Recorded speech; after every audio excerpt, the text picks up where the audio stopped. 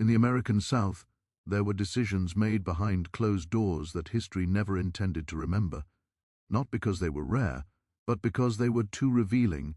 This is the story of a woman who believed she could control bloodlines the same way land was controlled, a mother who treated human lives as solutions, and 4 daughters raised to believe obedience was survival. She purchased a man for a purpose so calculated, so cold, that even the system which allowed it would later recoil from the outcome, because what followed was not rebellion, not escape, not revenge, it was something far more dangerous. She did not arrive at the decision suddenly. It was not a moment of madness, nor an impulse born from cruelty alone. It was the result of years spent learning how power worked in a world that rarely allowed women to wield it openly. She had learned early that survival was not about morality, but about control of land, of silence, of outcomes. When her husband died, the grief she displayed was expected, almost rehearsed. But beneath it, something colder took root. The plantation did not grieve with her, the system did not pause. Labor continued, fields demanded attention, and authority, fragile as it was, had to be asserted quickly or risk being taken away. In that moment, she understood something clearly. If she did not think like the men before her, she would not last. She learned to speak their language, not aloud, but in action. She studied accounts, schedules, hierarchies. She learned which overseers respected authority and which only respected force. She learned how silence could command more obedience than shouting ever could, and slowly, deliberately, she reshaped herself into something the system could not easily dismiss. She became efficient, calculating, detached. These traits were praised in men. In her they were tolerated because they worked. Her daughters grew up inside this transformation. They were not raised with warmth. Warmth blurred boundaries. They were raised with instruction. From the moment they could walk, they were taught how to stand, how to speak, when to lower their eyes. They learned that curiosity invited correction, that questions were luxuries reserved for those who could afford consequences. Each daughter adapted differently, but all of them learned the same lesson early. Their mother did not ask for understanding. She demanded compliance. The eldest learned to disappear into obedience, mistaking invisibility for safety. The second learned to listen more than she spoke, storing information quietly. The third carried a tension she could not name, a resistance that never surfaced but never left her either. The youngest learned to mirror expectations so completely that even she could no longer distinguish her own thoughts from those imposed upon her.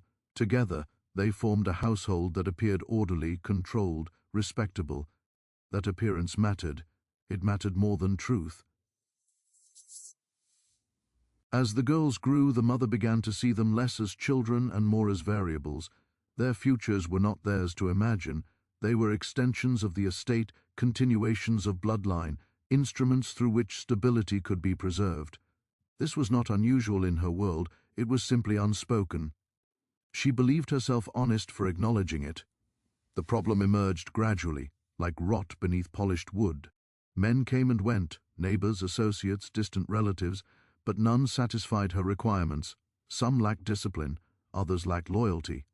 Most, she believed, would challenge her authority the moment marriage gave them legal standing. She had worked too hard to surrender control now. She told herself this was caution, not fear, prudence, not selfishness. She framed every doubt as responsibility. The daughters, meanwhile, reached the age where society expected transitions. Expectations pressed in from all sides. Questions asked in polite tones, glances held a moment too long. The mother felt the pressure acutely. She knew what happened to women who failed to secure alliances through marriage. She knew how quickly property slipped from their grasp. And she knew, with a clarity that disturbed her, that she trusted no one with what she had built. And so she began to consider alternatives. The idea did not come to her as something monstrous. It arrived dressed in logic, in history, in precedent. She had seen men make similar decisions without consequence. She had watched them manipulate lives, bloodlines, futures, all under the protection of law and custom. If they could do it, why could she not? Was she not acting in the interest of her household, of her daughter's security, of survival? The thought settled in her mind and did not leave. She did not discuss it. Discussion implied uncertainty. She did not seek counsel. Counsel invited objection. Instead, she refined the idea quietly, testing it against her understanding of the system. What would draw attention? What could be justified? What would be ignored if it appeared orderly enough? She understood that the system did not punish cruelty, it punished disruption, and this plan, she believed, would preserve order. She chose the man with care, not because she valued him, but because she understood selection mattered. He had to be healthy, compliant, quiet, someone whose presence would not provoke questions, someone who understood the cost of resistance without being reminded. She examined him with the same detachment she applied to everything else: his body, his posture, his silence. She did not ask his name. Names complicated purpose. He was not there to be known, he was there to function. The purchase was completed without incident. He was brought onto the plantation without ceremony, absorbed into the environment as though he had always belonged there. To the outside world nothing had changed. Another body, another acquisition, another unremarkable transaction in a system built on them. Only the mother knew the full intent behind it, and she carried that knowledge with a calm that surprised even her. The man was told little. He was given instructions, not explanations, boundaries, not reasons. He understood immediately what was expected of him. He had lived long enough within the system to recognize purpose even when it was not spoken aloud. He did not react outwardly. Reaction invited punishment. Instead, he listened, he observed, he learned the rhythms of the house, the spaces he was allowed to occupy, the ones he was not. What the mother did not notice, what she did not think to look for, was the way he watched. He did not move like someone broken, he moved like someone measuring, not planning escape, not plotting rebellion, simply observing, storing information, waiting. This did not alarm her. She mistook restraint for submission, quiet for compliance. The system had taught her that silence meant control. She did not consider the alternative. The daughters were told nothing at first. Their routines shifted subtly. Doors closed more often, privacy thinned, expectations sharpened. They sensed change before they understood it, each reacting in her own way. The eldest became more obedient, more careful. The second grew watchful. The third restless. The youngest confused but compliant. None of them spoke openly about the unease growing between them. Silence had always been their shared language. When the truth finally surfaced, it did not arrive as a confession. It arrived as instruction. The mother gathered them one evening, her posture composed, her tone measured. She spoke of duty, of necessity, of protection. She framed the decision as something done for them, not to them. She spoke of survival in a world that offered them none, unless it was taken deliberately. She did not ask how they felt. Feelings were irrelevant to outcomes. The daughters listened. They did not interrupt. They did not cry. They did not protest. They had been trained too well for that. But something fractured quietly within them. Not all at once, not in the same way, but enough that the household would never return to what it had been. The man stood at the edge of the room, silent. He was not introduced. He was not acknowledged as a person. He was a presence, a function, a solution. He did not meet their eyes, not because he was ashamed, but because he understood the danger of being seen too clearly. He recognized fear when he saw it. He recognized coercion. He recognized silence heavy with things that could not be spoken aloud. The mother watched the scene unfold with a sense of control she had not felt in years. The decision was made. The mechanism was in place. Whatever discomfort lingered would fade, she believed, once outcomes justified the means. She had seen it happen before. People adapted. They always did. What she did not understand, what she could not afford to consider, was that adaptation did not always reinforce authority. Sometimes it dismantled it quietly from within. Before we go any further, subscribe to the Black Timeline, hit the bell icon so you don't miss stories history tried to bury, and stay until the end.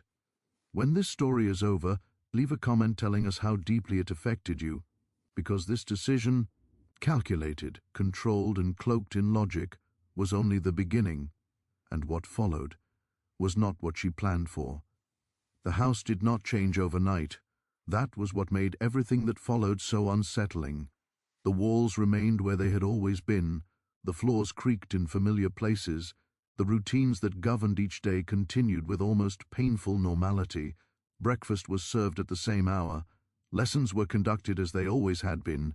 The mother moved through the rooms with the same measured authority, her posture unchanged, her voice calm, her decisions unquestioned. To an outsider, the household appeared untouched by the decision that had been made. That illusion was intentional.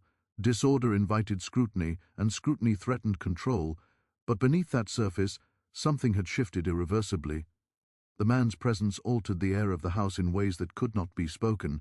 He was not visible in the way overseers or guests were visible. He did not occupy rooms freely. He did not announce himself. He appeared where he was permitted and disappeared when he was not, moving with the careful economy of someone who understood exactly how fragile his position was. He did not test boundaries. He did not challenge instruction. He followed the rules precisely as they were given, and that precision unsettled the mother more than open resistance ever could have. She had expected compliance, but she had also expected fear. What she encountered instead was restraint. The man did not behave like someone desperate to survive. He behaved like someone who already understood the cost of miscalculation. He listened more than he spoke. He watched more than he acted. He learned the rhythms of the household quickly, noting which hours were busiest, which corridors were least traveled, which doors closed softly and which announced their opening to the entire house. He did not ask questions. Questions drew attention. The mother noticed his silence and interpreted it as obedience. That interpretation comforted her. Silence fit neatly into her understanding of control. It suggested submission. It suggested acceptance. It allowed her to believe that the system she was constructing would function without complication. She did not consider that silence could also be a form of observation.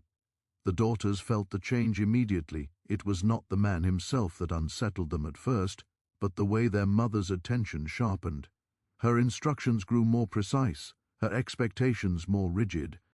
Privacy became conditional, granted only when it served purpose. The girls were no longer permitted to linger alone without explanation. Their movements were monitored more closely, their schedules adjusted to ensure predictability. The mother framed these changes as care, protection, preparation for adulthood. The daughters understood instinctively that something else was at work. They did not speak openly about it. Silence had been cultivated among them for years. They shared glances instead, brief, questioning looks that acknowledged unease without naming it.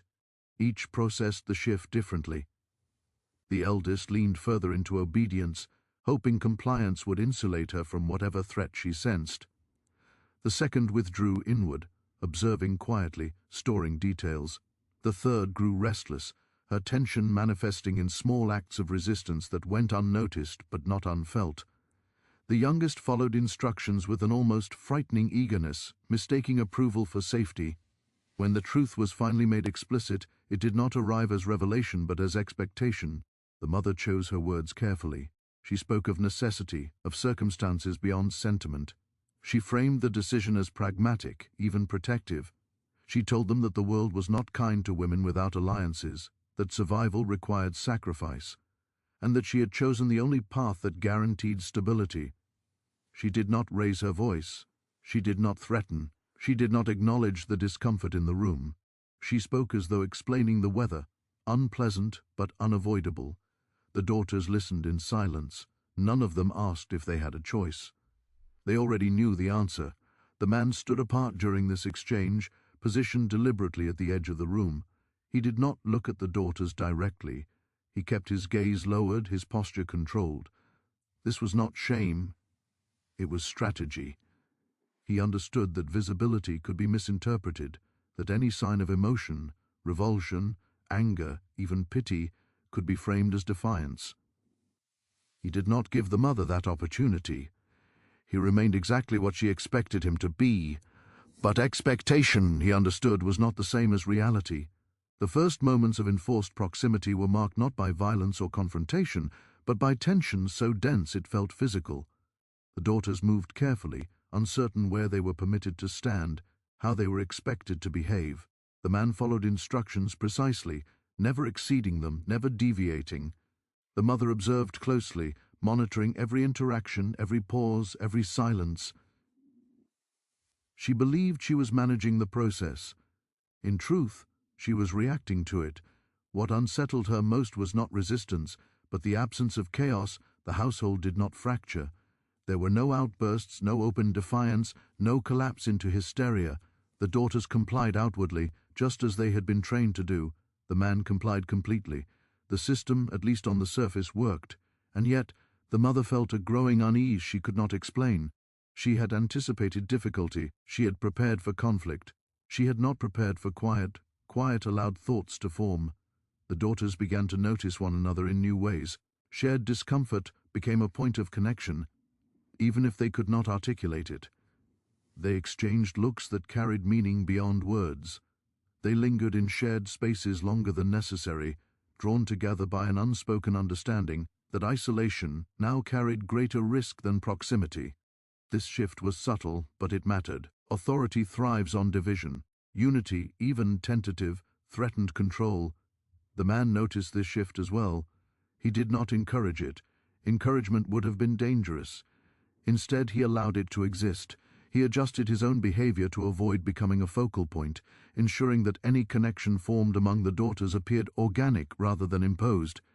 He remained silent, restrained, careful. But he watched.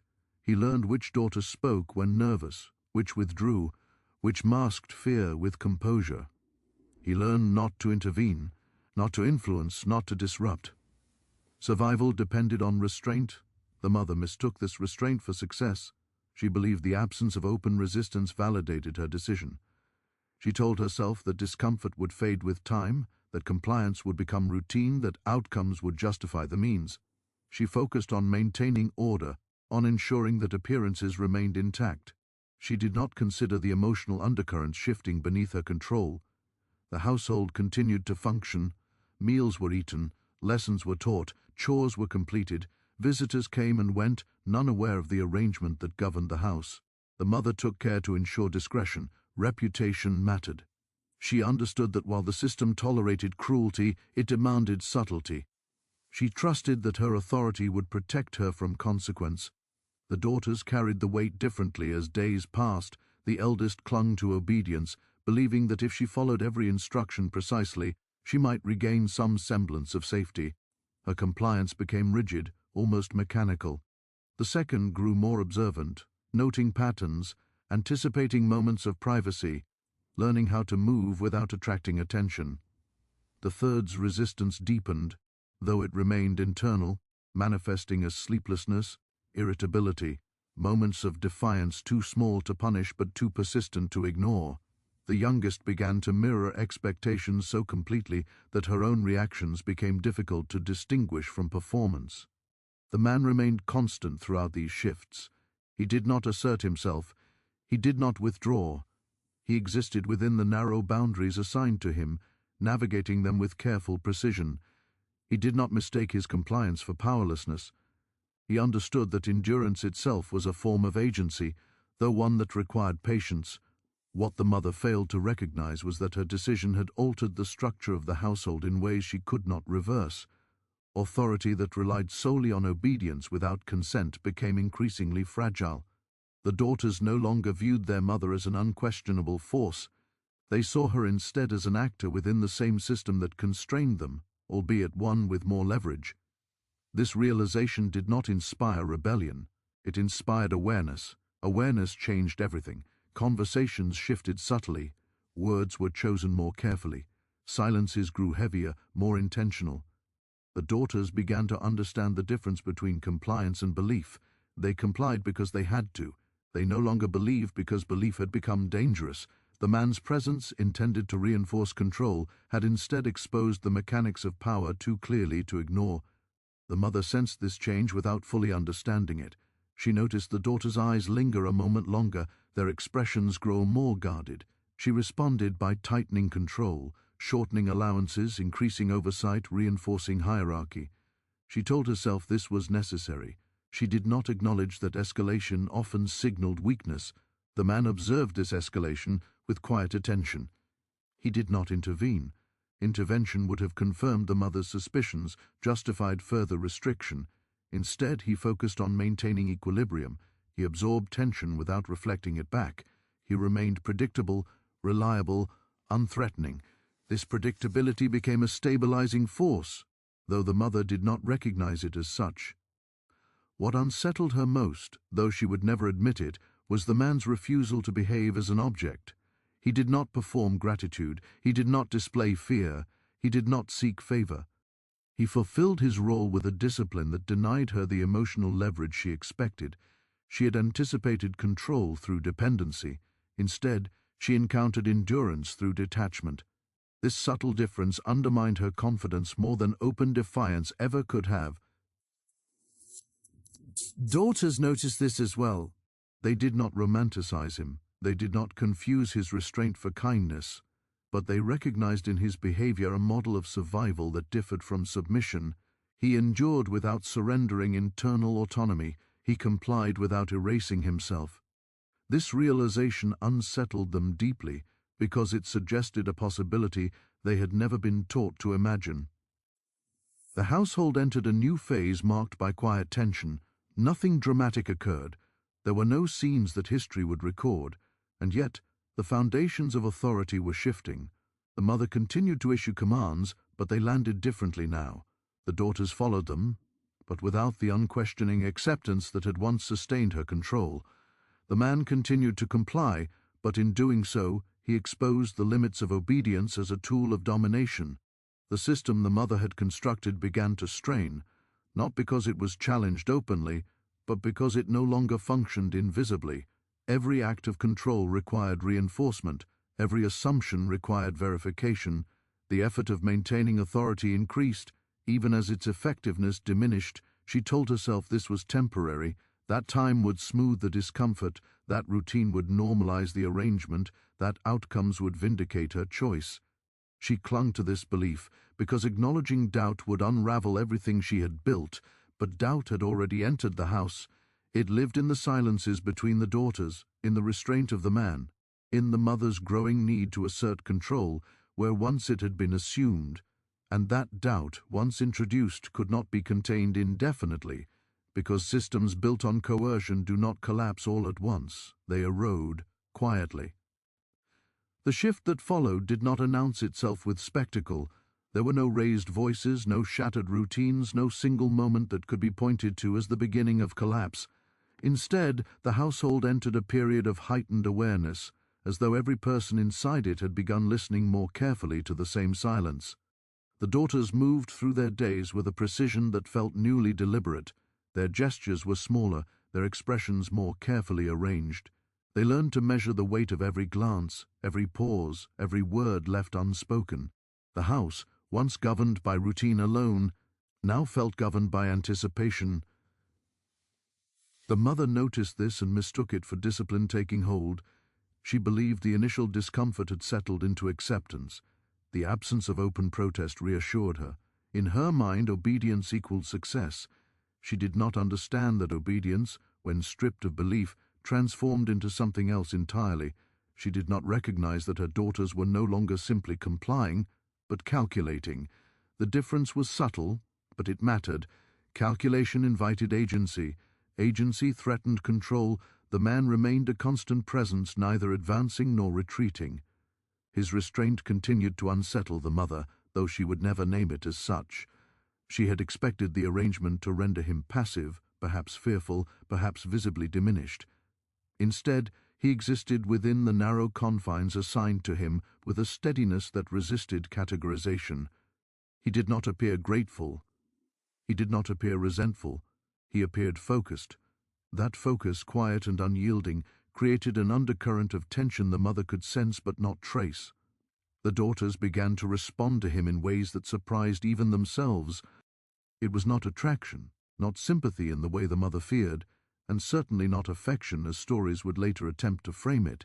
It was recognition, recognition of restraint, recognition of someone navigating the same suffocating structure with a discipline that mirrored their own. They saw in him a reflection of what survival demanded, stripped of illusion.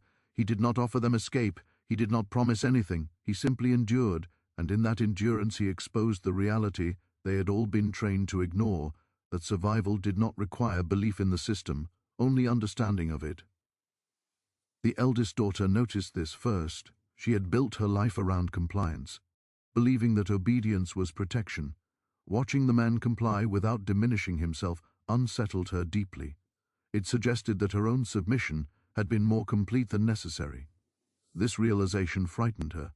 She doubled down on obedience, clinging to it as though it might restore certainty. But certainty no longer came. The more she complied, the more she felt the hollow space where belief had once lived. The second daughter observed quietly, as she always had. She watched the man's posture, the way he positioned himself within rooms, the way he listened without appearing to listen. She noticed how he never spoke unless spoken to, yet never seemed surprised when addressed. She recognized strategy where others saw passivity.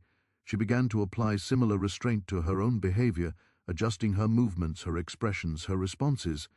She learned to exist within expectation without surrendering awareness. The third daughter felt the change most acutely. Her restlessness intensified, manifesting in sleepless nights and an inability to settle into routine. She sensed the tension before she understood it, felt the strain of enforced proximity and unspoken rules pressing in from all sides. She did not have the patience for quiet calculation, nor the temperament for complete obedience. Instead, her resistance turned inward, hardening into something brittle. The man's presence did not soothe her, it sharpened her awareness of confinement. The youngest daughter mirrored everything. She watched her sisters closely, adapting her behavior to reflect what seemed safest in any given moment. She laughed when laughter was expected, fell silent when silence prevailed, followed instructions with an eagerness that bordered on erasure. The man's restraint fascinated her, though she could not articulate why.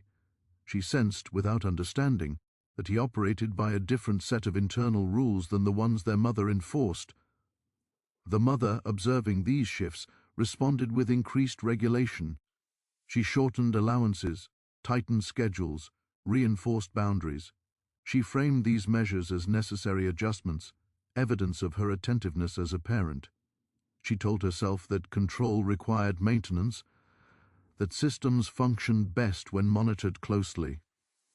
She did not acknowledge the fear driving her escalation. Fear suggested vulnerability. Vulnerability threatened authority. The man adapted seamlessly to each new restriction. He adjusted his movements, his timing, his presence. He did not resist the tightening rules, he anticipated them. He understood that escalation often preceded collapse, and that survival depended on minimizing disruption.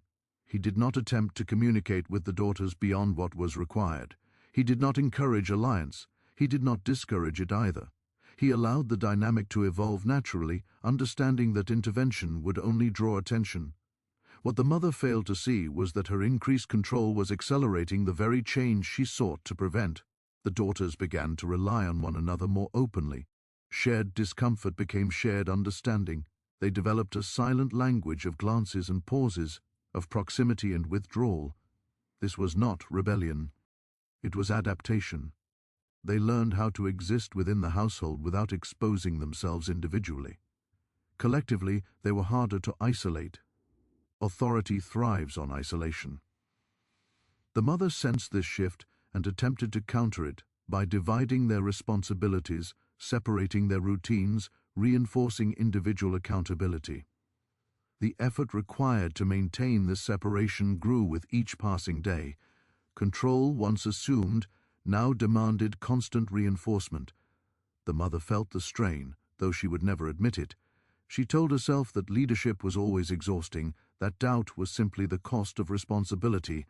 The man observed this strain with careful detachment. He did not take satisfaction in it. Satisfaction invited complacency. Instead, he noted the pattern forming, the cycle of escalation and adaptation repeating itself. He had seen it before in other places under other masters. He understood how systems reacted when their authority was questioned not through defiance, but through awareness. They tightened, they punished, they demanded proof of submission, and in doing so they revealed their own fragility.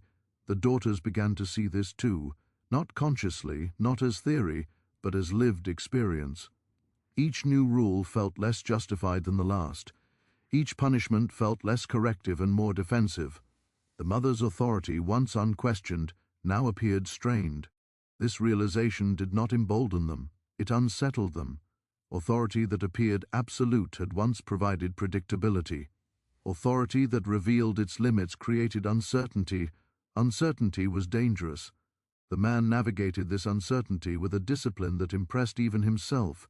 He had not anticipated the emotional complexity of the household, the way proximity without trust could reshape dynamics so profoundly. He reminded himself constantly of his position. He was not there to fix anything.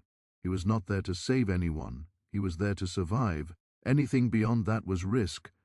And yet, survival had consequences. His restraint created space. His silence invited interpretation. His endurance challenged assumptions. The mother, sensing this, attempted to assert dominance more visibly.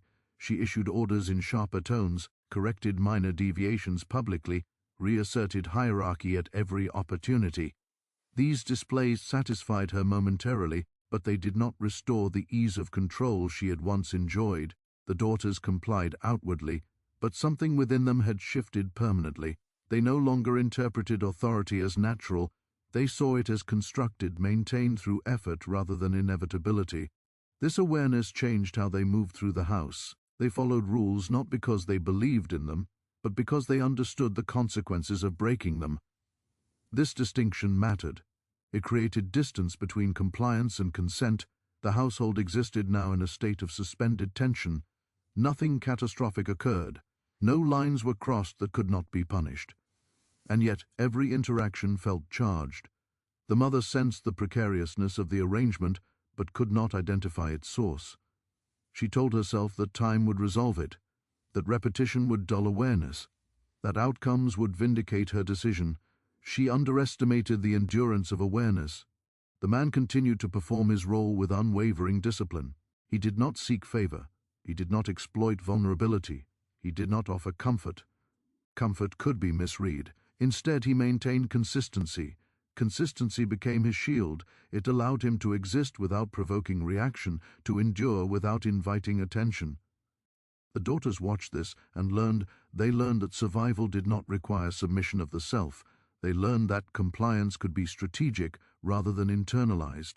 They learned that authority, when observed closely, relied on belief as much as force. This learning did not free them, but it changed how they endured. The mother, increasingly uneasy, doubled down on structure. She began documenting routines, monitoring progress, correcting behavior with a vigilance that bordered on obsession. She framed this as diligence. In truth, it was fear disguised as order. She had expected the arrangement to simplify her control. Instead, it had complicated it. The man recognized this pattern and prepared accordingly. Preparation did not mean planning escape or confrontation. It meant conserving energy, maintaining clarity, anticipating shifts. He understood that systems under strain often responded unpredictably. He remained alert, adjusting his behavior subtly to minimize risk. The daughters sensed the coming change without knowing its form. Their unease deepened, manifesting in quiet conversations held in fragments, in shared glances heavy with meaning. They did not plan rebellion. They did not imagine rescue. They simply adapted, strengthening their internal resilience. The household continued. From the outside, nothing appeared amiss. The plantation maintained its reputation. Visitors saw only order and respectability. The mother's authority appeared intact. The daughters appeared obedient. The man appeared compliant. But beneath that surface, the structure was no longer stable. The decision that had been made in the name of control had introduced an element the system could not contain: awareness, and awareness, once present, could not be unlearned. It waited, quietly. The household moved forward as though balance could be restored through repetition alone, as though the careful reenactment of routine might erase what had already been understood. Days followed days with mechanical precision, and yet each morning arrived carrying the same tension that had settled into the walls themselves. The daughters rose when instructed, ate when told, learned what was required of them, and retired without protest.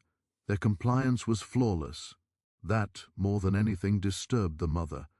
She had been raised to believe that obedience was the ultimate proof of authority, yet now it felt incomplete, hollow, as if something essential had been withdrawn from it. The man continued to occupy his assigned space within the household, neither expanding his presence nor diminishing it, existing with a steadiness that defied the mother's attempts to categorize him as either threat or tool. He did exactly what was asked of him, nothing more, nothing less, and in doing so denied her the emotional leverage she had unconsciously relied upon to feel in control. The mother responded by shifting her strategy. Where once she had relied on structure and silence, she now introduced proximity. She believed closeness would dissolve tension, that increased supervision would discourage whatever unspoken alignment she sensed forming among her daughters. She arranged tasks that required them to work in the same spaces, under her watchful eye, where deviation could be corrected immediately. She told herself this was attentiveness, that a good household required constant oversight. In truth, she was testing the limits of her authority, probing for reassurance that it still existed. The daughters felt the change immediately. Proximity, once a refuge, now became another form of exposure. They learned to regulate themselves even more carefully, to control not just their actions but their expressions, their breathing, the slightest shift in posture that might betray thought. The man adapted to this increased proximity without comment. He understood that the mother's attention was not random, it was diagnostic. She was searching for proof, of loyalty, of submission, of success. He denied her that proof by remaining neutral, by refusing to perform fear or gratitude. His presence became a constant variable she could not solve for. He noticed the daughters' restraint sharpen, their shared awareness deepen. He did not encourage this. He did not interrupt it. He allowed it to exist because intervention would only confirm the mother's suspicions. Survival required patience, not reaction. As days passed, the mother's vigilance intensified. She began to separate the daughters' routines more deliberately, assigning tasks at different hours, adjusting lessons so that they no longer shared the same spaces for extended periods. She believed fragmentation would restore order, that isolation would weaken whatever bond she feared was forming. She had learned long ago that division preserved power. What she failed to understand was that awareness did not require proximity to persist. The daughters carried it with them now, internalized, reinforced by every attempt to suppress it. The eldest daughter felt the strain most acutely. Her identity had been built on obedience, and now obedience felt insufficient. She followed every rule precisely, yet sensed that compliance no longer guaranteed safety. The mother's corrections grew sharper, less predictable, as though searching for a fault to justify her unease. The eldest learned to anticipate criticism before it arrived, adjusting her behavior preemptively. This constant vigilance exhausted her, but she dared not falter. She believed still that perfection might restore the order she remembered. The second daughter watched all of this with quiet clarity. She observed the mother's patterns, the escalation of control, the diminishing returns of authority. She noticed how the man remained unchanged amid these shifts, how his restraint seemed to anchor him in a way nothing else could. She began to apply the same restraint to herself, conserving energy, limiting exposure, choosing carefully when to speak and when silence offered greater protection. She did not seek to challenge the system.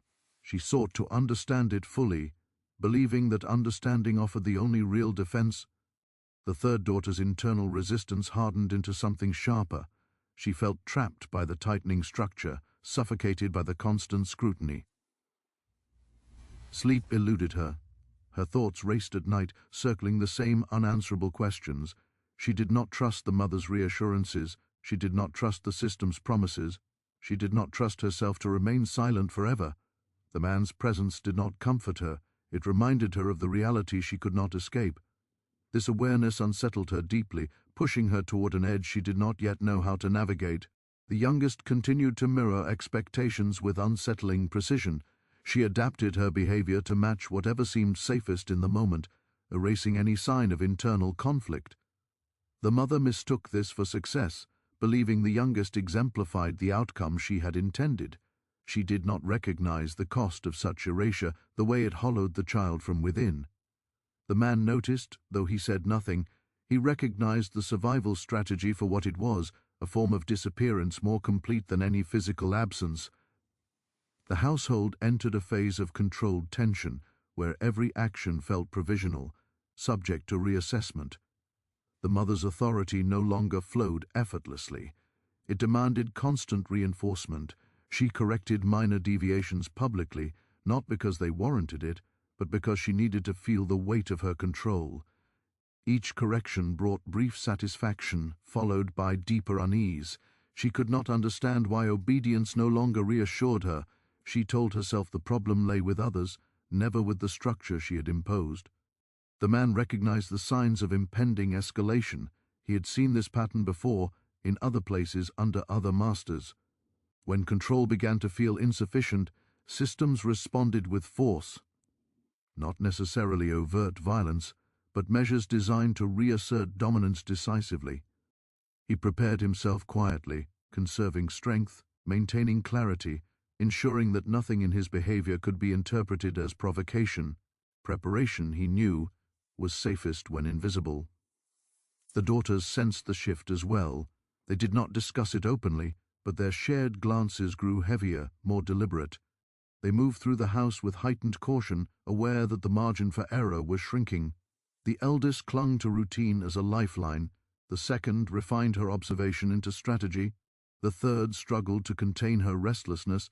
The youngest perfected her imitation of compliance. Each adapted differently, yet all felt the same pressure bearing down on them. The mother's fear manifested as resolve.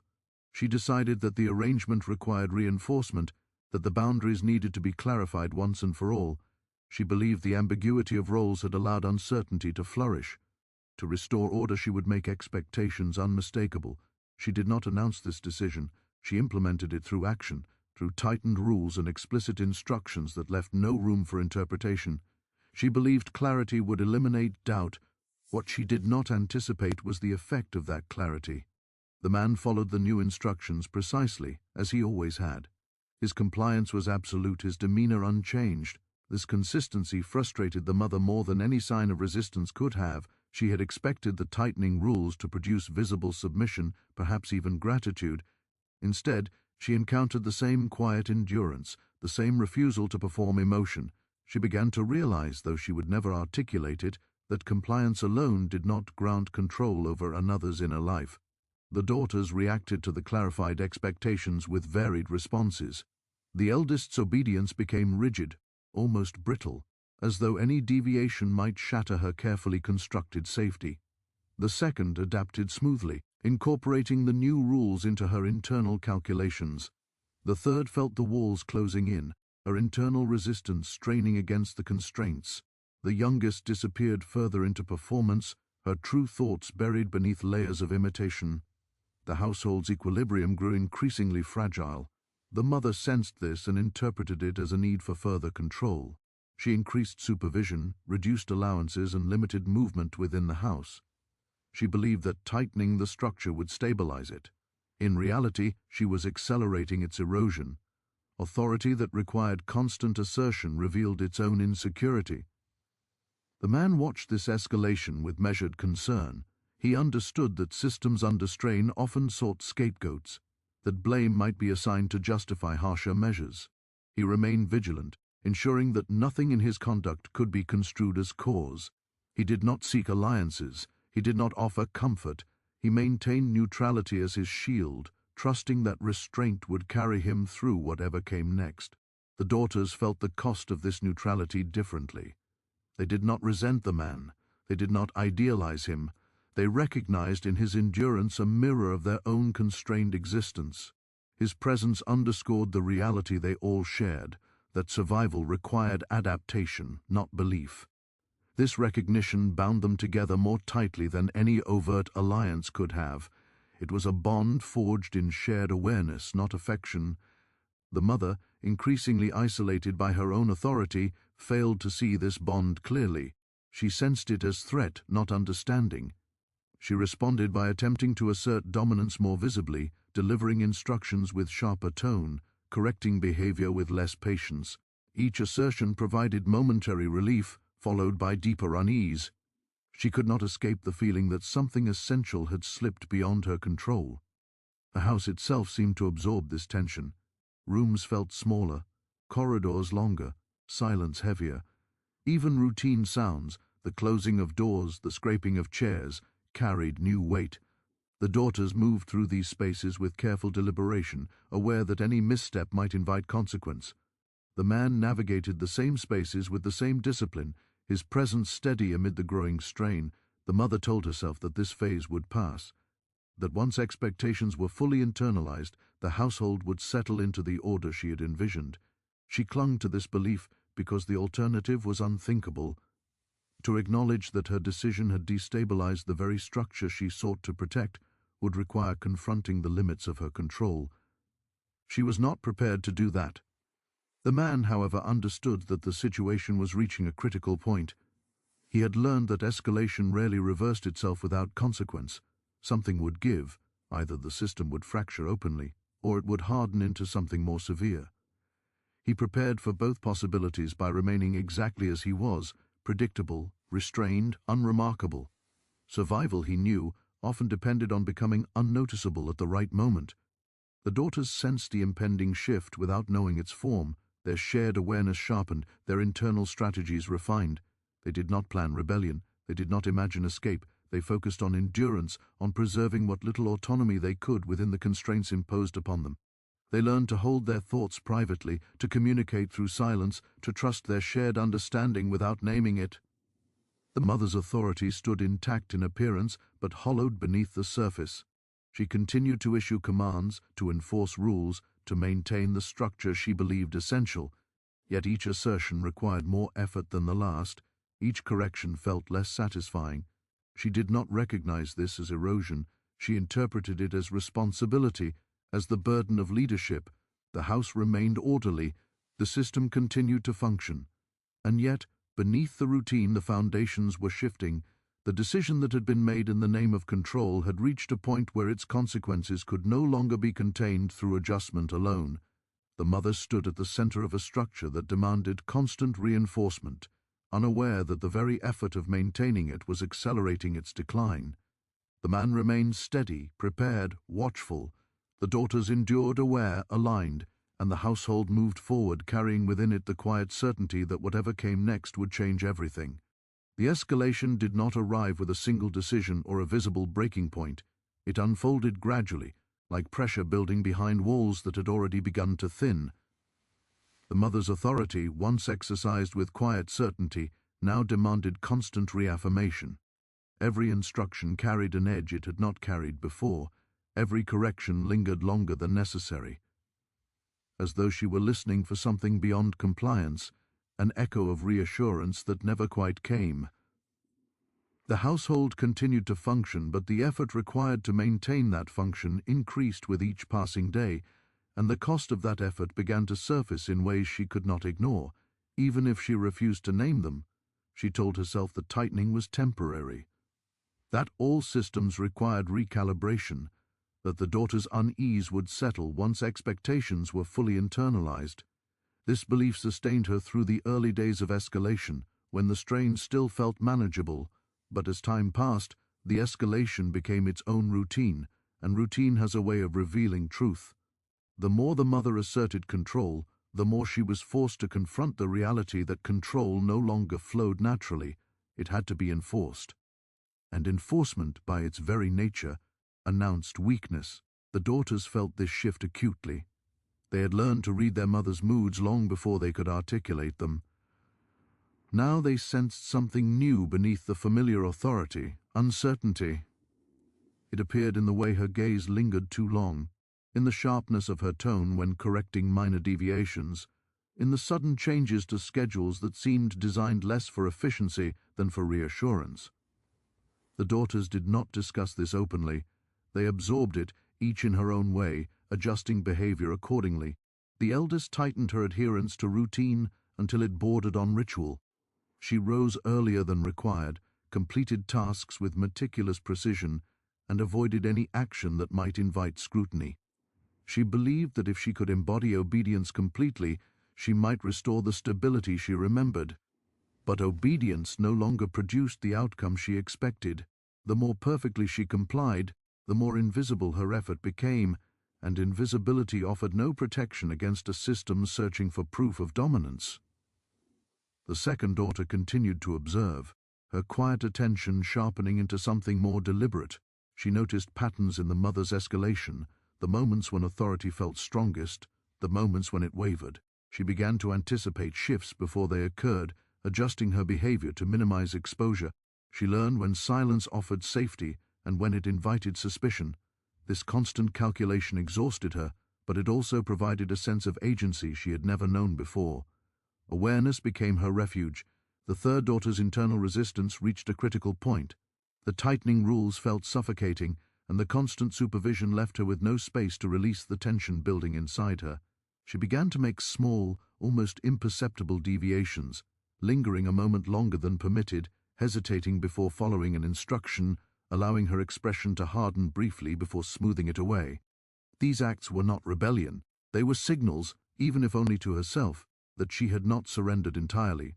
The cost of this resistance was sleeplessness, anxiety, and a growing sense that something was approaching its limit. The youngest continued to mirror expectations with unnerving accuracy. She adapted instantly to each new rule, each shift in tone, each subtle change in the household's rhythm. The mother took comfort in this, believing the youngest represented the success of her efforts. She did not see the way the child's internal life had narrowed, how her thoughts now existed only in relation to external approval. The man noticed. He had seen this kind of disappearance before, the kind that left no visible mark but hollowed a person from within. The man himself remained unchanged in his conduct, though the environment around him grew increasingly volatile. He followed every new instruction with the same precise restraint that had defined him from the beginning. He did not question, he did not protest, he did not attempt to negotiate. His compliance was flawless, and that flawlessness unsettled the mother more than anything else. She had expected escalation to produce either submission or resistance. What she encountered instead was endurance, quiet, unwavering, and immune to the emotional leverage she had unconsciously relied upon. This endurance altered the household's dynamics in ways the mother could sense but not control. The daughters watched the man closely, not because he offered comfort or promise, but because his steadiness provided contrast. He did not react to the mother's fluctuations.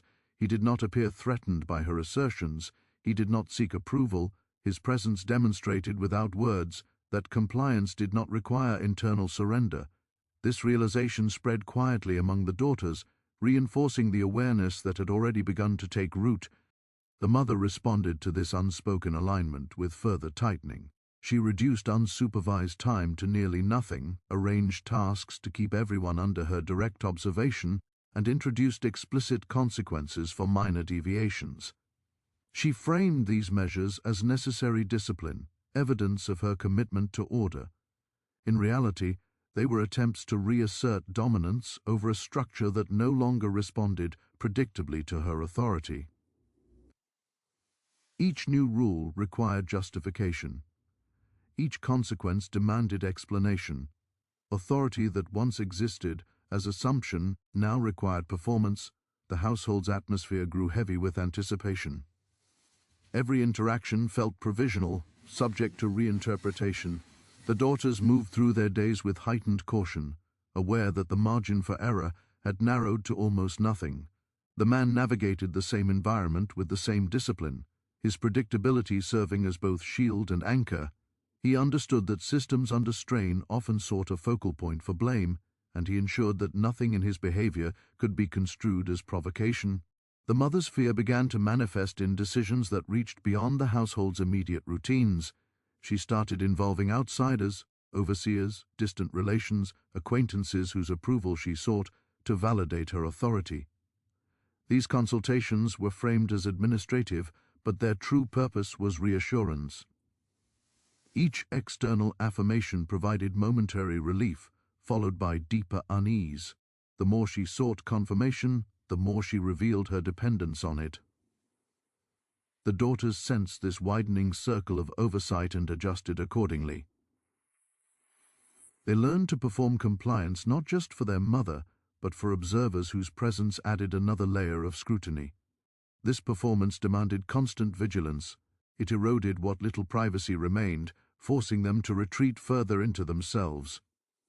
Shared glances became briefer, conversations more fragmented. The bond between them did not dissolve, it compressed, becoming more internal, more resilient. The man recognized the pattern immediately. Escalation had moved from internal correction to external validation. a sign that the system was no longer self-sustaining. He prepared for further tightening, conserving energy, maintaining clarity. He did not anticipate rescue or relief. He anticipated consequence. His preparation was not dramatic. It consisted of small adjustments, refined restraint, and unwavering consistency. Survival depended on these details. The mother, meanwhile, interpreted the household's continued compliance as evidence that her strategy was working. She mistook endurance for acceptance. She believed that if no one openly resisted, control remained intact. This belief sustained her through moments of doubt, allowing her to ignore the subtle signs of erosion accumulating around her. She did not see that the structure now depended entirely on her vigilance. She did not see that any lapse, however small, could unravel everything she was struggling to maintain. The daughters began to feel the cost of this dependency. The mother's attention became relentless, leaving no space for error or rest. Each of them responded differently. The eldest pushed herself harder, convinced that perfection might still restore stability. The second refined her calculations, minimizing risk through careful observation. The third's internal resistance sharpened, pushing her closer to an edge she could not yet define. The youngest disappeared further into performance, her true thoughts buried beneath layers of compliance. The man remained steady through it all, but even he felt the strain. Endurance was not limitless. It required energy, focus, and constant adjustment. He understood that the household had entered a phase where escalation would either peak or collapse into something more severe. He could not predict which. He could only prepare to endure whichever came first. The mother's fear reached a point where it demanded resolution. She believed the household required a decisive reinforcement of authority, an action that would clarify roles, eliminate ambiguity, and restore predictability. She did not articulate this belief aloud. She acted on it through further restrictions, firmer instructions, and the promise of consequences that extended beyond inconvenience. She believed that fear, properly applied, would settle the unrest she sensed. What she did not anticipate was the effect of sustained pressure on a system already strained. The daughters felt the weight of this decision before it was fully enacted. The atmosphere shifted, growing taut with expectation. They did not know what was coming, but they knew something had changed. Their shared awareness sharpened, their internal strategies refined. They did not plan rebellion, they prepared for endurance. They understood now that survival required not just compliance but cohesion. The man sensed the impending shift with clarity. He had lived long enough within similar systems to recognize the signs. He did not panic. Panic wasted energy. Instead, he focused on maintaining the discipline that had carried him this far. He reminded himself that escalation often preceded exposure, that systems revealed their true nature when pressed beyond their limits. He resolved to remain unremarkable, to absorb whatever came without reflecting it back. The mother stood at the center of the household, convinced that decisive action would restore order. She did not see the irony of her position, that the more she asserted control, the more fragile it became. She believed authority could be reinforced indefinitely through effort alone. She did not consider the possibility that effort itself might signal collapse. The household remained outwardly orderly. Visitors saw nothing amiss. Routines continued, instructions were followed. From the outside, the system appeared intact. But within, the pressure had reached a point where endurance itself was being tested, not just of individuals, but of the structure that bound them together. The daughters carried this pressure quietly, each adapting in her own way. The man carried it with disciplined restraint. The mother carried it as determination, refusing to acknowledge the fear beneath it. And the household moved forward, balanced on a threshold that could no longer be ignored. What came next would not arrive as sudden violence or dramatic confrontation. It would arrive as consequence, the inevitable result of escalation pushed too far, of control demanded without consent, of endurance stretched to its limits. The system had reached the point where it could no longer hide its own fragility, and everyone inside the house felt it, whether they named it or not. The consequence did not arrive as a single act, nor did it announce itself with clarity. It emerged through accumulation, through the quiet layering of decisions that had already been made, through the strain of authority stretched too tightly for too long. The household entered a period where every movement felt provisional, every silence weighted with implication. The mother believed she had reached the point where control must be asserted decisively, yet what she encountered instead was resistance of a different kind, resistance that did not oppose her openly, that did not challenge her rules, that did not provide a target she could confront. It existed in the space between compliance and belief, and it unsettled her more deeply than any overt defiance could have. She responded as she always had when uncertainty threatened her sense of order, by clarifying boundaries. The rules were restated, sharpened, repeated. Expectations were made explicit, consequences outlined with a precision that left no room for interpretation. She believed that ambiguity had allowed awareness to spread, and that clarity would suffocate it. The house filled with instructions, reminders, corrections delivered with a tone that sought to reassure as much as command. The more she spoke, the less convinced she felt. Authority, she was learning too late, could not be talked back into existence once it had begun to erode. The daughters received this escalation with outward composure. They had been prepared for it by everything that had come before. Each understood now that survival required more than obedience, it required coherence. They did not gather to plan or to resist. They did not exchange promises or articulate goals. Their alignment existed without language, forged through shared awareness rather than agreement. They learned to move through the household as though guided by the same internal compass, adjusting to shifts instinctively, protecting one another without appearing to do so. The eldest, long defined by her devotion to rules, found herself confronting a quiet crisis. Her compliance had once given her a sense of stability, a belief that perfection might insulate her from harm. Now she saw that perfection no longer satisfied the demands placed upon her. No matter how closely she followed instructions, new expectations emerged to replace the old. The realization unsettled her deeply. She began to understand that obedience was not a shield but a tool, one that could be wielded against her without limit. This understanding did not free her. It frightened her. Yet it also altered the way she endured. She continued to comply, but without the hope that compliance would resolve anything. She complied because she had to, not because she believed it would protect her. The second daughter's quiet observation matured into something steadier. She no longer watched merely to understand, she watched to anticipate. She learned the rhythms of escalation, the moments when authority pressed hardest, the signs that preceded further tightening. She adjusted her behavior accordingly, conserving energy, limiting exposure, choosing carefully when to be visible and when to withdraw. Awareness became her refuge, her only reliable defense in an environment where rules shifted without warning. The third daughter's internal resistance reached a dangerous clarity. She understood now that the system did not intend to relent, that endurance alone might not be enough to preserve what little autonomy remained. This understanding did not drive her to rebellion. It drove her inward, where anger and fear collided in ways she struggled to contain. She learned to mask this turmoil carefully, presenting obedience while guarding her inner life fiercely. The cost of this concealment was exhaustion, a constant tension that left her brittle and strained. Yet she held to it, believing that surrender of the self would be a greater loss than any punishment she might face. The youngest continued to perform compliance with unnerving precision. She adapted instantly to every new rule, every shift in tone, every subtle cue from her mother. The performance was flawless, and that flawlessness was its own danger. The mother interpreted it as success, evidence that her methods worked. She did not see the way the child's inner life had narrowed, how thought itself had become conditional upon approval. The man saw it. He recognized the survival strategy for what it was, a disappearance so complete it left nothing visible to challenge or punish. The man remained unchanged in his conduct as the household tightened around him. He followed every instruction with the same careful restraint that had defined him from the beginning.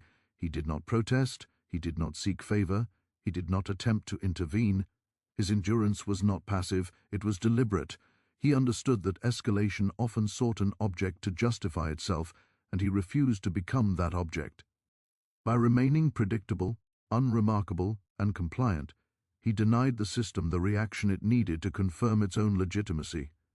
This refusal had consequences the mother could sense but not control.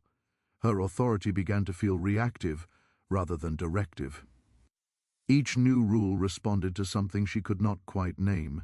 Each correction seemed to address a threat that never materialized. She felt herself working harder to achieve the same effect, and that realization filled her with a quiet panic she could not admit. Panic suggested vulnerability. Vulnerability threatened everything she believed she had secured. She sought reassurance through action, escalating oversight beyond the household's walls. Outsiders were consulted more frequently, their presence invited to validate her authority. Each affirmation offered brief relief, followed by deeper unease. The need for validation revealed the fragility she worked so desperately to conceal. Authority that required constant confirmation was authority already in decline.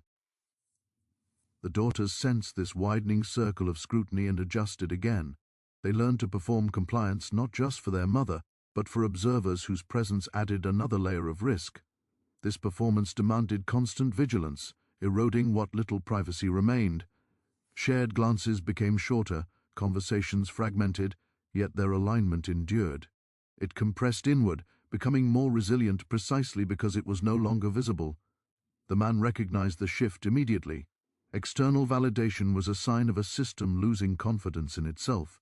He prepared accordingly, conserving energy, maintaining clarity. Preparation did not mean planning escape or confrontation. It meant refining restraint, ensuring that nothing in his behavior could be construed as cause. Survival, he knew, depended on becoming indistinguishable from the structure that sought to dominate him. The mother mistook the household's continued outward order as proof that her strategy worked. She believed the absence of open defiance confirmed her authority. She did not see that endurance without belief had transformed compliance into something hollow. The household followed rules, but no longer internalized them. This distinction mattered.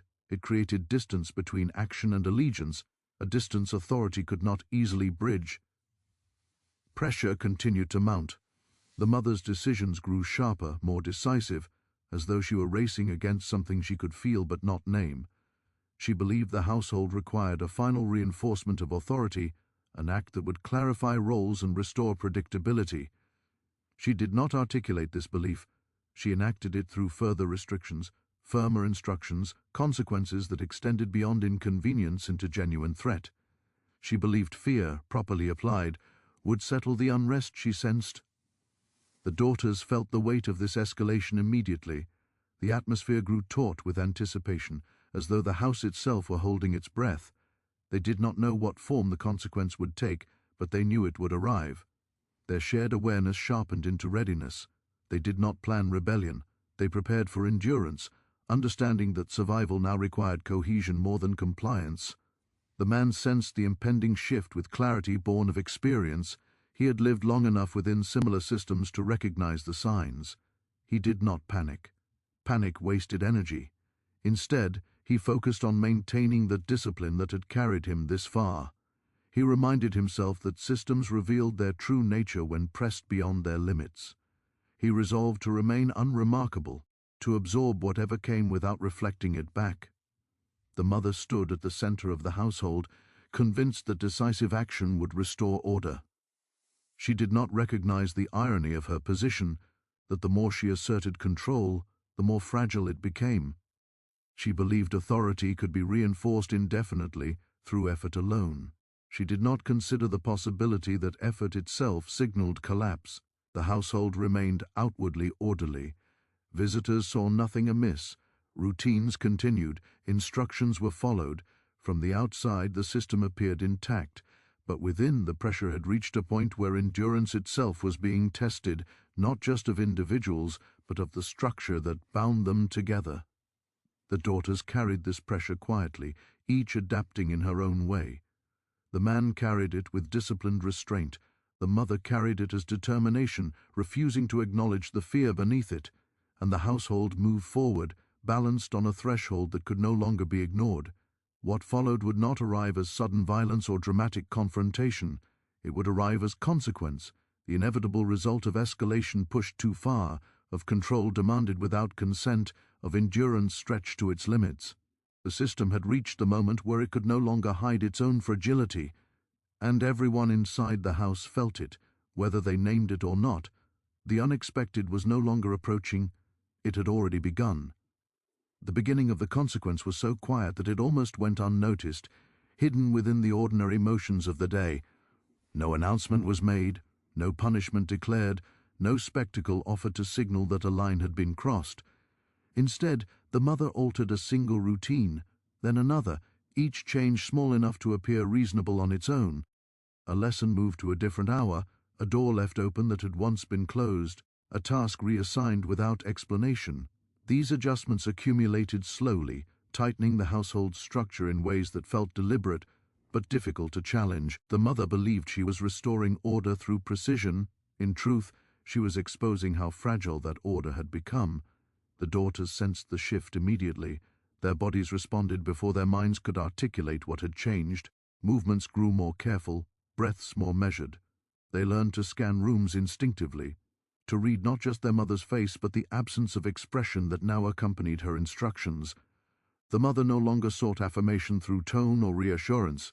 She issued commands as facts, final and unyielding, as though certainty itself might substitute for the confidence she no longer felt.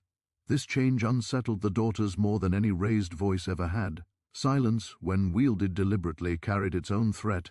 The eldest felt the weight of this silence most acutely. She had built her endurance around the belief that perfect obedience would eventually be enough. Now she sensed that perfection was no longer the goal. The rules shifted too often for mastery to offer safety. She followed them anyway because disobedience still carried consequence, but the familiar comfort she once drew from compliance had vanished. She began to experience a strange detachment from her own actions, performing each task with precision while feeling increasingly distant from its purpose. Obedience, stripped of meaning, became exhausting in a way it had never been before. The second daughter adjusted with quiet efficiency. She recognized the escalation for what it was, a narrowing of tolerance, a system testing how much pressure it could apply without fracturing. She observed the mother's behavior closely, noting the moments when authority seemed most brittle. She refined her own conduct accordingly, minimizing exposure during periods of heightened scrutiny and allowing herself slightly more latitude when the mother's attention drifted elsewhere. This constant calculation demanded energy, but it also provided a sense of control, however limited. Awareness remained her strongest defense. The third daughter felt the pressure as a physical presence, a tightening in her chest that never fully receded. She understood now that the system was moving toward something decisive, though she could not yet see its shape. Her internal resistance sharpened into vigilance. She guarded her expressions carefully, smoothing over any hint of defiance before it could surface. At night, her thoughts raced, circling questions she could not answer. How long could this continue? What would happen when endurance was no longer enough? The uncertainty gnawed at her, leaving her restless and strained. The youngest continued to perform compliance with unsettling perfection. She adapted instantly to each new expectation, her behavior shifting seamlessly to reflect whatever the moment demanded. The mother took solace in this, believing the youngest exemplified the success of her approach. She did not recognize the warning hidden within that flawless obedience. The child's internal life had grown dangerously quiet, her thoughts filtered entirely through the lens of approval. The man noticed this silence and felt a quiet alarm he could not voice. He had seen before what happened to those who learned too early to erase themselves. The man's own position within the household grew increasingly precarious, though nothing about his treatment changed outwardly. He remained under strict boundaries, his movements regulated, his presence monitored. Yet the atmosphere around him shifted. The mother's attention lingered on him more often now, her gaze searching for confirmation that her control remained intact. He responded as he always had, with restraint. He did not avert his eyes too quickly or hold her gaze too long. He did not rush tasks or linger unnecessarily. He existed within the narrow margins allowed to him, refusing to give the system any reaction it could use to justify further escalation. This refusal frustrated the mother in ways she struggled to articulate. She had expected the consequence to produce visible results: fear, submission, perhaps even gratitude. Instead, she encountered the same steady endurance that had unsettled her from the beginning. The man's compliance was absolute, yet it offered her no reassurance. It denied her the emotional feedback she unconsciously relied upon to feel authoritative. Each interaction left her more aware of the limits of her power. The household entered a period of heightened tension, where every action felt like a test. The mother issued instructions with increased frequency, her voice steady but strained. She corrected minor deviations publicly, not because they warranted correction, but because she needed to see obedience enacted visibly. Each correction brought brief relief, followed by deeper unease. The relief faded too quickly now, leaving her searching for the next assertion of control. The daughters felt this cycle repeating and adjusted accordingly. They learned to anticipate corrections before they arrived, modifying behavior preemptively to avoid drawing attention. This constant self-monitoring drained them, but it also reinforced their alignment. Without discussing it openly, they began to coordinate subtly, one distracting the mother's attention while another completed a task, one stepping forward when scrutiny intensified, another withdrawing. These adjustments were instinctive rather than planned, born of shared awareness rather than strategy. Authority thrives on isolation. Their quiet coordination undermined that isolation without challenging it directly. The mother sensed this coordination and responded by further fragmenting their routines. She separated tasks, staggered schedules, limited shared time. She believed division would weaken whatever bond she feared was forming. What she failed to understand was that awareness, once internalized, did not require proximity to endure. The daughters carried it with them, reinforced by every attempt to suppress it. The man observed these shifts with careful detachment. He recognized the signs of a system reaching for resolution. Escalation had reached a point where subtle adjustments no longer satisfied the mother's need for control. He understood that something more definitive was likely to follow. He did not know what form it would take, but he prepared for it by conserving energy, maintaining clarity, and remaining unremarkable. Survival depended on discipline now more than ever. The mother's fear hardened into resolve. She convinced herself that the household required a decisive demonstration of authority, an action that would dispel ambiguity and restore predictability. She did not announce this decision. She implemented it through policy rather than punishment, restructuring roles and responsibilities in ways that left no room for interpretation. She believed clarity would eliminate unrest. In reality, it exposed the underlying fractures more starkly than ever. The daughters felt the weight of this restructuring immediately. Their autonomy, already limited, narrowed further. The eldest felt her carefully maintained routines dissolve into constant adjustment. The second recalculated, refining her strategies to account for the new constraints. The third struggled to contain her frustration, her internal resistance pressing harder against the limits imposed upon her. The youngest adapted seamlessly, her performance flawless but hollow. The man experienced the restructuring as a tightening of his already narrow boundaries. He accepted the changes without protest, his compliance as precise as ever. Yet inside he recognized the danger.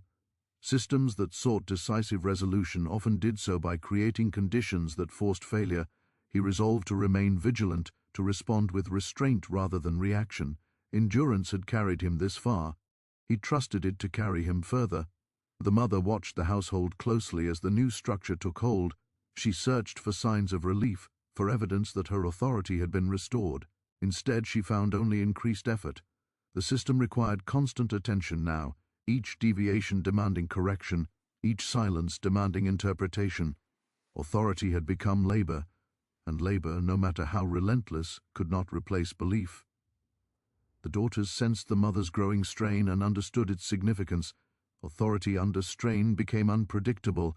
Punishments might escalate suddenly. Tolerance might vanish without warning. They responded by tightening their own discipline, conserving energy, avoiding risk wherever possible. They did not discuss this openly. They did not need to. Shared awareness guided them more reliably than words ever could. The man felt the pressure intensify as well. He noticed the mother's gaze linger longer, her instructions grow sharper. He remained steady, refusing to offer reaction. His restraint denied the system the confirmation it sought, but it also placed him in increasing danger.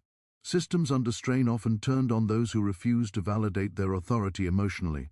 He understood this risk and accepted it as part of endurance.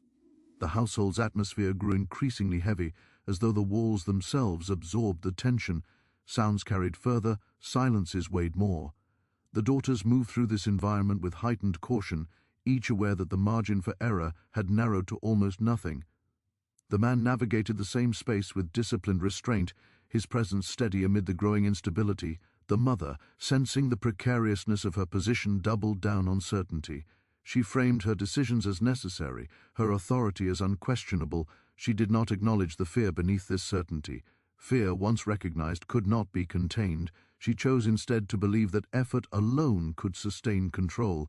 The effort demanded its toll. Exhaustion crept into her movements, into the pauses between instructions. The relief she once felt after asserting authority now dissipated almost immediately, leaving behind a sharper unease. She responded by asserting control again, trapped in a cycle that offered diminishing returns. She could not see that the cycle itself was the consequence of her original decision. The daughters carried this realization quietly. They did not expect relief. They did not anticipate justice. They understood now that survival meant enduring not just the system, but the instability it produced when pushed too far. They learned to hold their thoughts privately, to communicate through presence rather than speech, to trust the alignment they shared without naming it. The man, too, understood that the situation had reached a critical threshold. The escalation had stripped away pretense, revealing the system's core vulnerability. Authority without belief required constant reinforcement, and constant reinforcement invited exhaustion. He did not know how or when the breaking point would come. He only knew that it would. The household continued outwardly unchanged. Visitors saw order, discipline, respectability. The routines remained intact. The mother's authority appeared unchallenged. But beneath that surface, endurance was being tested to its limits, not just of individuals, but of the structure itself. The consequence the mother had sought to impose had arrived, not as submission, but as exposure. Exposure of the system's reliance on fear rather than trust. Exposure of authority sustained by effort rather than consent. Exposure of the quiet resilience that had taken root within the household despite her intentions. Everyone inside the house felt this exposure, whether they acknowledged it or not. The daughters felt it as readiness. The man felt it as vigilance. The mother felt it as unease. She could no longer silence. The unexpected was no longer a distant possibility. It was unfolding, slowly and relentlessly, within the very structure she believed she controlled. The final stage did not arrive as punishment, nor as revelation, nor as the dramatic unraveling the mother had once imagined control might prevent. It arrived instead as inevitability, the quiet, unyielding consequence of a structure pushed beyond the limits of what fear alone could sustain. By the time she sensed that something had truly shifted beyond repair, it was already too late to reverse. Authority that had once required belief now relied entirely on effort, and effort, no matter how relentless, could not manufacture legitimacy where none remained. The household continued to move through its days, but the movements had lost their earlier coherence. Routines still existed, yet they no longer provided reassurance. Instructions were followed, but without internal alignment. The mother issued commands with a firmness that bordered on desperation, and each command echoed back to her hollow, stripped of the affirmation she had once taken for granted. She could feel the strain in her own body now, in the tension that settled permanently in her shoulders, in the ways sleep no longer restored her, in the irritability that surfaced without warning. She told herself this was the cost of leadership. She refused to consider that it was the cost of trying to maintain control where it had already eroded. The daughters felt the shift as a strange clarity. Fear had not disappeared, but it had changed shape. It was no longer sharp and immediate, it was ambient, a constant presence that no longer dictated every reaction. They had learned to live within it, to recognize its patterns, to understand its limits. Each of them carried the knowledge differently. The eldest no longer believed perfection would save her, but she continued to perform it, not out of hope, but out of habit and caution. The second refined her awareness into a kind of quiet competence, navigating the household with precision born of understanding rather than obedience. The third, having reached the edge of her endurance, discovered a steadiness she had not known before, an acceptance that resistance did not always require action, only refusal to surrender the self. The youngest remained the most difficult to read, her flawless compliance masking an inner silence so complete it was impossible to know what remained untouched beneath it. The man continued to exist within the narrowing space allowed to him, his restraint unchanged. If anything, his discipline grew more refined as the system strained around him. He did not mistake the household's instability for opportunity. He understood too well that systems rarely collapsed in ways that favored those trapped inside them. He focused instead on continuity, maintaining his routines, conserving energy, remaining unremarkable. Endurance had never promised reward. It promised only survival. The mother began to sense that her authority, though still enforced, no longer defined the household's internal order. She noticed it in the daughter's eyes, not defiant, not fearful, but distant. She noticed it in the man's presence, unchanged despite every escalation. She noticed it in herself, in the growing effort required to feel in control. The realization frightened her, though she refused to name it as such. Fear had always been something she wielded, not something she acknowledged. She attempted one final recalibration, a subtle restructuring meant to reassert hierarchy without provoking backlash. It did not have the effect she intended. The household absorbed the change without reaction, adapting as it had adapted to everything else. There was no visible fracture to exploit, no resistance to punish, no submission to celebrate. The system continued, but without the responsiveness she had once relied upon to confirm her power. This was the moment she could not escape. Authority, she realized too late, was no longer shaping behavior, it was merely chasing it. The daughters no longer looked to their mother for guidance, only for instruction. The difference was profound. Instruction could be followed without belief. Guidance required trust. Trust, once broken, did not return through force. The mother sensed this absence and felt something close to grief, though she would never have used the word. Grief implied loss. Loss implied responsibility. The man recognized the shift as well. He understood that the household had entered its final configuration, not resolution, not justice, but equilibrium of a different kind, a balance formed not through control, but through endurance. The system remained intact in appearance, but its internal logic had changed.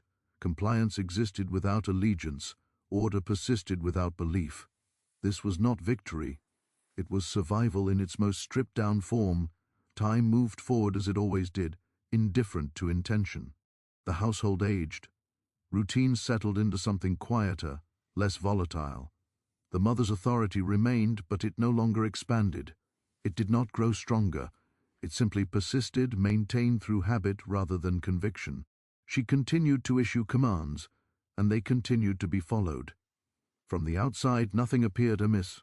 History would have recorded the household as orderly. What history would not record was the cost. It would not record the daughters learning to separate obedience from identity, compliance from belief. It would not record the way awareness replaced innocence, how silence became a language, how endurance reshaped the meaning of survival. It would not record the man's restraint, the way his refusal to perform submission exposed the limits of power more effectively than rebellion ever could have. The mother would never admit that her decision had failed. In her mind, failure required collapse, and collapse never came. The estate remained intact. Order was maintained. Appearances held. That, to her, was success. She did not understand that the system she relied upon had been hollowed from within, that authority without belief was merely performance, sustained only so long as effort could continue. The daughters carried this understanding into whatever futures awaited them. They did not speak of it openly. They did not frame it as lesson or warning. It existed within them as knowledge, quiet, persistent, shaping how they interpreted the world beyond the household. They learned early that power did not always announce itself, that control often masked fear, that endurance could preserve something essential even when nothing else could be saved. The man carried the same knowledge, though his path diverged from theirs in ways history would never trace. He did not see himself as catalyst or savior. He understood his role more honestly than that. He had endured. He had refused to disappear. He had existed within a system designed to erase him and had remained intact enough to recognize its limits. That recognition was not freedom, but it was truth.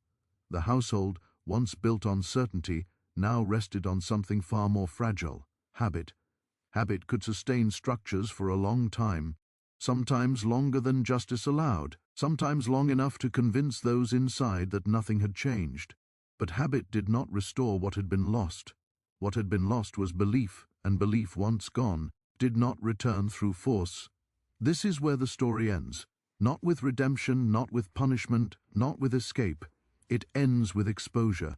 Exposure of a truth history often avoids because it resists simple resolution, that systems built on coercion do not always collapse dramatically. Sometimes they persist, hollowed and exhausted, sustained only by routine and fear. And within those systems, people endure, they adapt, they survive, they carry forward what cannot be erased. If this story stayed with you, if it unsettled you, if it forced you to sit with discomfort rather than resolution, subscribe to the Black Timeline, hit the bell icon so you don't miss stories history tried to silence, and leave a comment sharing how deeply this journey affected you, because remembering these stories is not about shock, it is about understanding, and understanding once reached cannot be undone.